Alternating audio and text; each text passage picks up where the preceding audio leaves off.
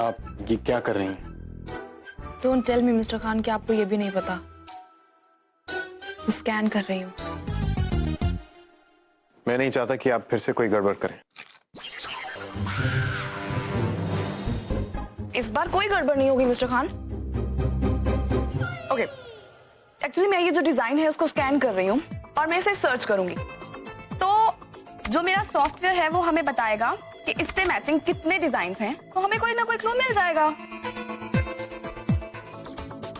मुझे लगता है हमें ये पुलिस को दे देना चाहिए फॉर फर्दर इन्वेस्टिगेशन। ओके, अगर आपको लगता है कि आपको सदियों बाद रिजल्ट्स मिले तो आप ये भी कर सकते हैं। Trust me Mister Khan, I can do it in minutes. मेरे पास एक सॉफ्टवेयर है जिससे हम बहुत जल्दी रिजल्ट्स पता कर सकते हैं। और आपके पास ये सॉफ्टवेयर आया कहां से? मैंने हैक किया। What? डोंट वरी, मुझे कोई नहीं पकड़ पाएगा। लेकिन हाँ, मैं आपकी सिक्योरिटी की गारंटी नहीं ले सकती हूँ, बिकॉज़ इसमें जो आईपी एड्रेस है वो आपके नाम पे। आपका दिमाग खराब हो गया, बंद कीजिए। ओहो मिस्टर खान, आप बात बात पे ऐसे हाइपर क्यों हो जाते?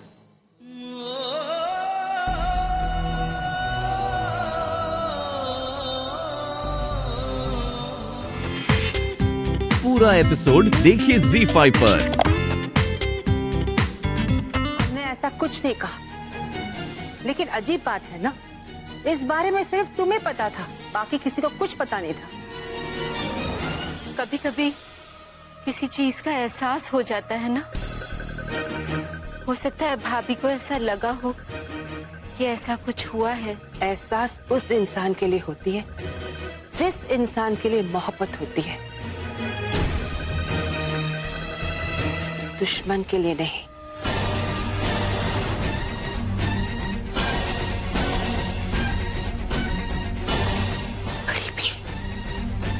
आपके दिल में जो आ रहा है आप बोली जा रही है।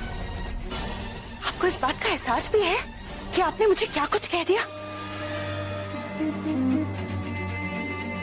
जी, आप कुछ क्यों नहीं कहते? बड़ी भी, आपकी उम्र की तजुर्बेकार बुजुर्ग इस किस्म की बचकानी और बेबुनियाद नतीजों पर पहुंचे आपको जेब नहीं देता। उस वक्त किसी ने क्या बात की किसी को याद ही नहीं है। वो कमबख्त असद हमारे दरवाजे पर आया था, इसलिए सब बौखला गए थे। हो सकता है उसी ने बताया हो कि उसकी अम्मी को गोली लगी है। हमें तो पूरी बात सही से याद तक नहीं है। मुझे याद है।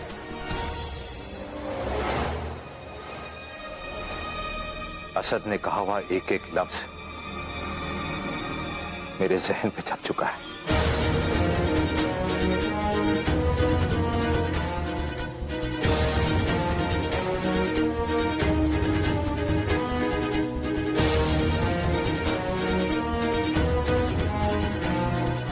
आप लोग भूल सकते हैं,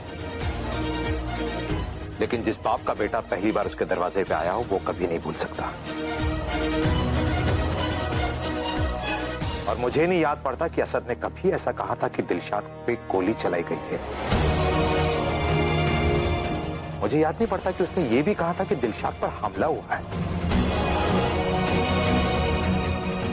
फिर आपको कैसे पता चला भाभी? ये देखिए मिस्टर खान, क्लिनिक सिक्योरिटी की सारी इंफॉर्मेशन और उसके क्लाइंट्स की लिस्ट। आप प्लीज ये सारे नाम एक बार ध्यान से देखिए। हो सकता है किसी के पास पुप्पी पर अटैक करने की कोई ना कोई वजह हो।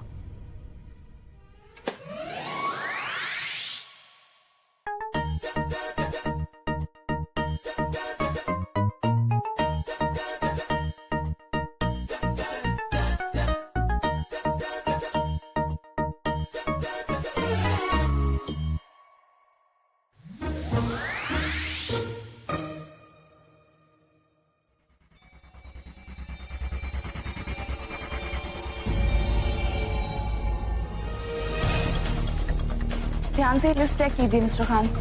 हो सकता है इनमें से किसी ना किसी से आपकी कभी कोई इंटरेक्शन रही हो, या राइवलरी या दुश्मनी। कल्पना इंडस्ट्रीज, इनके फर्म के साथ हमारे एक लॉसूट पेंडिंग है। सिद्दीकी एंड पार्टनर्स, ये हमारे क्लोजेस्ट राइवल है। वर्मा इंडस्ट्रीज, ये मिस्टर नीलेश गुप्ता की कंपनी। That's it.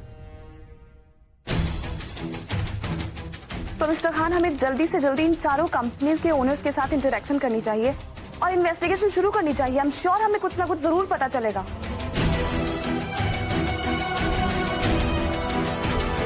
लेकिन मुझे ये समझ नहीं आ रहा कि इनमें से कोई भी अम्मी पर हमला क्यों करेगा।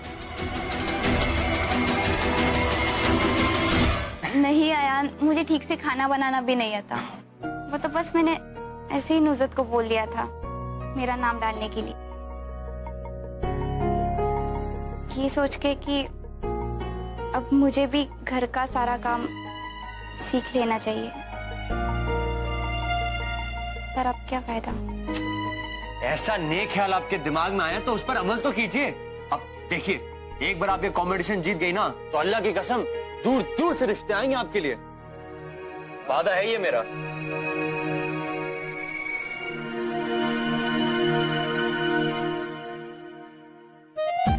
क्या बात है, आपको बड़ी फिक्र हो रही है हमारे निकाह की? क्यों नहीं होगी, आखिर हमारी ये जिम्मेदारी जो है कि आपका निकाह दुनिया के बेस्ट लड़के से हो।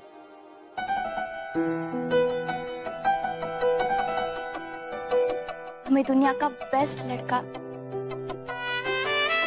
नहीं चाहिए, हमें वो चाहिए जिससे हमें मोहब्बत है।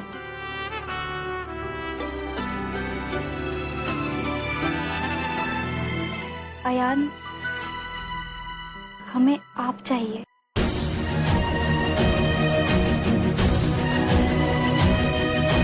क्या हुमैरा, आपने ये बात मुझे पहले क्यों नहीं बताई?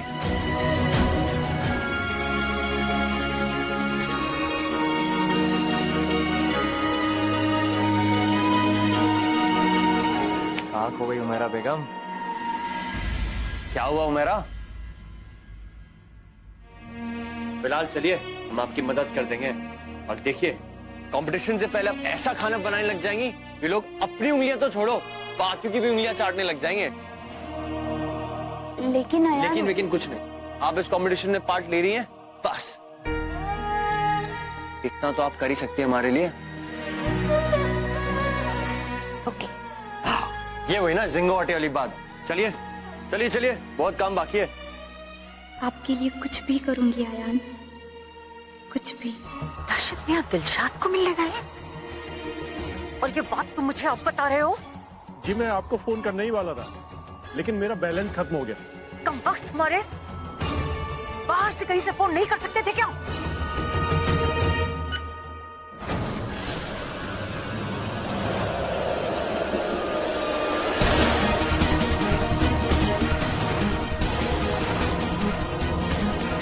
तुम जो भी करती हो इस घर की भलाई के लिए, राशिद पर जासूसी में भी इस घर की भलाई छुपी हुई है, क्यों? है ना?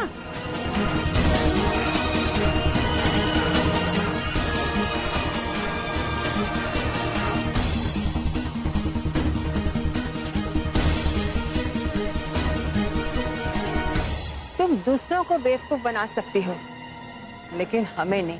बड़े आसानी से तुमने सबको बेवकूफ बनाकर ये तो कह दिया कि तुमने टीवी पर सुना कि दिलशाद पर गोली चली है, लेकिन किसी भी टीवी चैनल पर ये नहीं कहा गया था कि दिलशाद पर गोली चली है, बल्कि ये कहा गया था कि जानलेवा हमला हुआ है। फिर रज़िया, तुम्हें कैसे पता चला कि दिलशाद पर गोली चली है? हमने कहा था ना, हर गुनाह करने वाला गुनाह करने के बाद कोई ना कोई सुराग छोड़ ही देता है, और रज़िया तुमने भी वही किया। हम उस सुराग को ढूंढ कर ही रहेंगे, क्योंकि हमें पूरा विश्वास हो गया है कि दिलशाद पर गोली तुमने चलाई है। बस अब हमें यही पता करना है कि तुमने दिलशाद पर गोली क्यों चलवाई। इस बात का अंदाजा तो हमें हो गया है कि इस हादसे का ताल्लुक उस साजिश से जुड़ा हुआ है जिसकी वजह से हमारे बेटे का घर बरसों पहले टूट गया था। क्यों? ठीक कह रहे ना हम? जवाब दो, बस क्या जवाब दो।